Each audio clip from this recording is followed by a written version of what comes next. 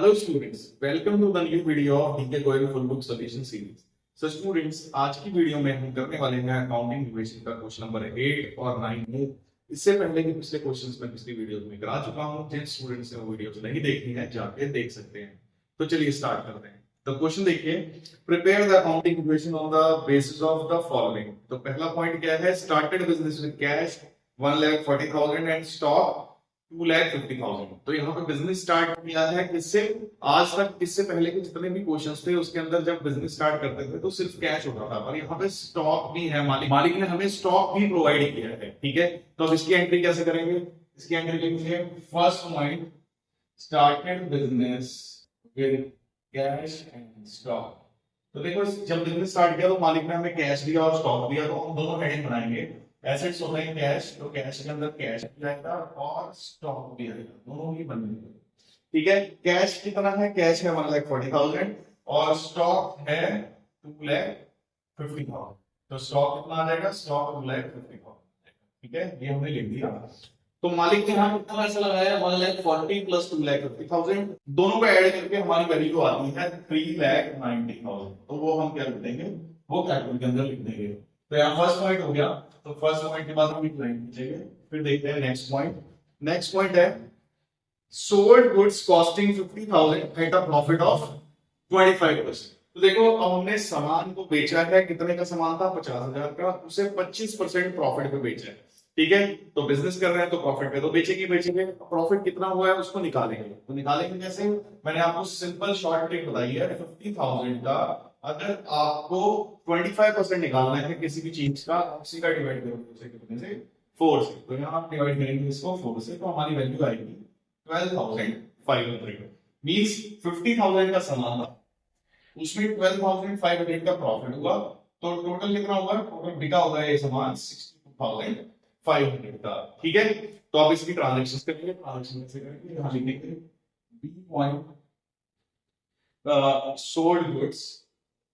अब देखो, सामान बेचा कितने का है? बेचा हमने 50 का है। सामान कितना कम होगा? सामान 50,000 का कम हो जाएगा।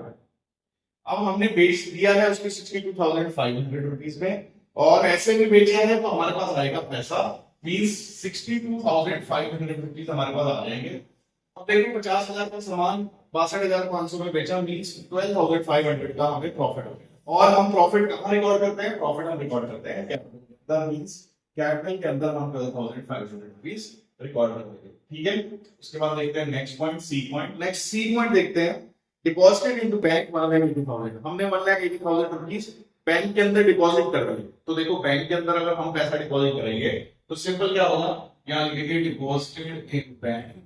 बैंक के अंदर डिपॉजिट करेंगे तो पैसा चले जाएगा, तो मींस पैसे को माइनस करना है। कितना डिपॉजिट किया? 1,80,000। ठीक है, और जो हमारा बैंक है वो एसेट ही होता है, तो मींस एसेट में एक और हमारा हेड बनेगा जिसका नाम होगा बैंक। यहाँ लाइन खींचेंगे और बैंक में 1,80,000 रुपीज आ जाएंगे, जो कैश से कम हुए, आपको बैंक में जमा होगा। ठीक है, इस ट्रांजेक्शन पे हमें कोई भी प्रॉफिट और लॉस नहीं हुआ, मींस कैपिटल पे कुछ भी नहीं आएगा। ठीक है, और फिर से एक लाइन खींचेंगे। उसके बाद नेक्स्ट पॉइंट देखते हैं, डी पॉइंट।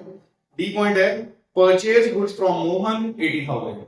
अब देखो, यहाँ पे किसी का नाम लिखा है, परचेज गुड्स फ्रॉम मोहन। जब भी किसी का नाम लिखा होता है इट मींस ये ट्रांजैक्शन उधार के अंदर की गई है। किसके अंदर की गई है? उधार के अंदर की गई है। मींस इस एंट्री को कैसे करेंगे? D point purchase goods from Mohan. तो देखो, परचेज गुड्स फ्रॉम मोहन उधार में खरीदा है तो सामान तो आ जाएगा। कितना सामान है? सामान है हमारा 80,000 रुपीज का। तो स्टॉक के अंदर 80,000 रुपीज प्लस हो जाएंगे। पर इस बंदे को आपने कभी फ्यूचर में हम लोगों को इसकी पेमेंट करनी पड़ेगी। तो फ्यूचर में जब इसको पेमेंट करेंगे तो जो बंदे को फ्यूचर में पेमेंट करनी होती है वो होता है लायबिलिटीज, और लायबिलिटीज में हम हेड बनाएंगे। क्या होगा इसका नाम? क्रेडिटर। जिसको भी पैसा हमें फ्यूचर में चुकाना होता है उसे बोलते हैं क्रेडिटर। ठीक है, 80,000 का सामान का 80,000 रुपीज दे दिए, कोई भी प्रॉफिट कोई भी लॉस नहीं हुआ, इट मींस क्या है के अंदर यहाँ कुछ नहीं होगा। फिर से हम एक लाइन खींचेंगे और यहाँ पे हमारी सारी ट्रांजैक्शंस डन हो गई है। अब हम क्या करेंगे? लास्ट में करेंगे प्लस माइनस। ठीक है, अब देखो ये प्लस का है, इसको प्लस करो, 2,02,500 हो गया, उसमें से 180 माइनस करो, आंसर 22,500। ठीक है, तो कैश का आंसर हमारा आ गया 22,500 प्लस स्टॉक है 250, ये प्लस क्या है तो 330 आ गया। 330 में से 250 माइनस किया तो हमारा आंसर आ गया 80, स्टॉक का आंसर आ गया 280, बैंक 180 है तो 180 का 180 आ जाएगा, ऐसे ही क्रेडिटर सिर्फ 80 है तो 80 आ जाएगा। अब कैपिटल में ये प्लस करना है, मींस हमको लिखना है 4,02,500, ठीक है, ये हमारा आंसर आ गया। अब हम इन तीनों को प्लस करेंगे तो हमारी वैल्यू आएगी 4,82,500, और इस तरफ का टोटल कर रहे हैं तो इस तरफ का भी आंसर ये है 4,05,500। लास्ट में हमारा आंसर मैच कर गया है। आंसर जब मैच कर जाता है it means accounting equation is satisfied, और हमारा क्वेश्चन बिल्कुल ठीक है। ठीक है फ्रेंड्स, चलिए देखते हैं question number 9। Prepare accounting equation from the following, started business with cash 75,000 and goods 25,000। अब देखो पिछले क्वेश्चन जो हमने किया था उसके अंदर भी कैश था, गुड्स थे, अब इसके अंदर भी कैश और गुड्स दोनों है। ठीक है, तो हम क्या करेंगे, पहला पॉइंट लिखेंगे, first point started business with cash and stock. क्या क्या आया हमारे पास, सबसे पहले आया कैश, तो हम कैश का हेडिंग बनाएंगे, और हमारे पास आया स्टॉक, दोनों ही ऐसे होते हैं बनाएंगे। कैश की अमाउंट कितनी है, कैश की अमाउंट है 75,000, और जो गुड्स है वो कितना है, वो है 25,000। तो 20, अब इन दोनों को प्लस करते हैं, प्लस आएगा वैल्यू होगी 1 लाख रुपीस, तो जितना इन दोनों को प्लस करके आएगा दैट विल बी कैपिटल। तो कैपिटल कितनी आ गई, 1 लाख रुपीस। ठीक है, नेक्स्ट पॉइंट देखते हैं, पेड फॉर रेंट 2,000 रुपीस। अब हमने क्या किया है, रेंट पे किया है। ठीक है, लिखेंगे यहाँ पे पेड रेंट, कितना रेंट दिया है 2,000 रुपीस, तो रेंट देने के लिए पैसा देना पड़ेगा, तो पैसा जाएगा लेकिन, ठीक है, और रेंट एक एक्सपेंस है, एक्सपेंस का लॉस होता है, मींस डायरेक्टली कैपिटल में से माइनस हो जाएगा, मींस 2,000 रुपीस हम कैपिटल में से माइनस कर देंगे। ठीक है, सेकंड पॉइंट हो गया। अब देखते हैं third point, bought goods for cash 30,000 and credit 44,000। Bought goods का मतलब सामान परचेज किया गया है। अब देखो मैंने आपको पहले भी बताया है, पहले की वीडियोस में, कि सामान चाहे पैसे देके खरीदो चाहे उधार खरीदो, सामान हमेशा प्लस होगा। ठीक, तो मींस यहाँ पे लिखेंगे थर्ड परचेज गुड्स, कैश में से 30,000 माइनस होते और 30,000 का स्टॉक आ जाएगा, क्योंकि ये हमने पैसे देके खरीदा, और 44,000 का हमने उधार खरीदा है, तो कैश जाएगा नहीं, पर सामान आ जाएगा 44,000 का। और ये जो 44,000 है ये हमें फ्यूचर में चुकाने हैं, और जिसको फ्यूचर में पैसा चुकाना होता है सामान का, उसे बोलते हैं क्रेडिटर, और वो आता है लायबिलिटी से। ठीक है, तो क्रेडिटर में हम क्या बनाएंगे, यहाँ 44,000 बना देंगे। ठीक है, इस ट्रांजैक्शन में कोई प्रॉफिट और कोई लॉस नहीं हुआ, एटलीस्ट कैपिटल में वहां कुछ नहीं होगा, फिर से एक लाइन पीछे गए। अब उसके बाद देखते हैं next point, fourth point, goods costing 50,000 sold at a profit of 25%, out of which 27,500 received in cash। अब बोल रहे हैं कि गुड्स जो है 50,000 के, 50,000 के गुड्स उसे 25% प्रॉफिट में बेचा। तो मैंने 25% का आपको शॉर्टकट पहले बता रखा है, किसी भी चीज का 25% निकालना हो जस्ट डिवाइड बाय 4, तो 4 से डिवाइड किया, हमारा आंसर आ गया 12,500। अब देखो 50,000 में सामान 12,500 के प्रॉफिट पे बिका, प्लीज बिका कितने का होगा, 62,500, टोटल बिका हमारा 62,500 का।